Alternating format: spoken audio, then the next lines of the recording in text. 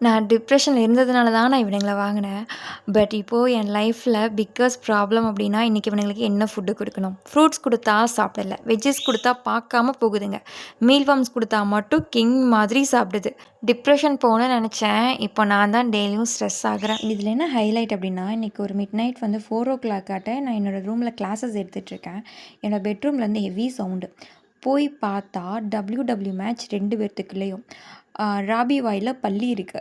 So பல்லிய murder பண்ணி 2 பேரும் சாப்பிட்றதுக்கு அவ்வளோ ஃபைட் பண்ணிட்டு இருக்கானுங்க. இவங்களுக்காக நான் டெய்லியும் வந்து ஃபுட் டயட் லிஸ்ட் மேக் பண்ணி, ஒவ்வொன்னையும் வந்து நான் வாஷ் பண்ணி பார்த்து பார்த்து ஒவ்வொன்றும் பண்ணிகிட்ருக்கேன். ஆனால் இவங்களுக்கு அசால்ட்டா பல்லிய மர்டர் பண்ணி சாப்பிட்ற அளவுக்கு போயிட்டானுங்க. ஸோ எங்களுக்கு கரெக்டான ட்ரீட்மெண்ட்ஸ் எங்கே கொடுக்கணும், கரெக்டான ஃபுட்ஸ் என்ன கொடுக்கணும்னு இது வரைக்கும் யாரும் சரியாக கைட் பண்ணது கிடையாது. ஃபுல்லாக நான் ஏஐ பற்றி தான் கொடுத்துட்ருக்கேன். உங்கள் வீட்லேயும் இந்த மாதிரி சுகர் கிளைடர்ஸ் இருக்குது அப்படின்னா, நீங்கள் என்ன மாதிரி ஃபுட்ஸ்லாம் கொடுக்குறீங்க அப்படின்னு கமெண்ட் பண்ணுங்கள். தேங்க்யூ.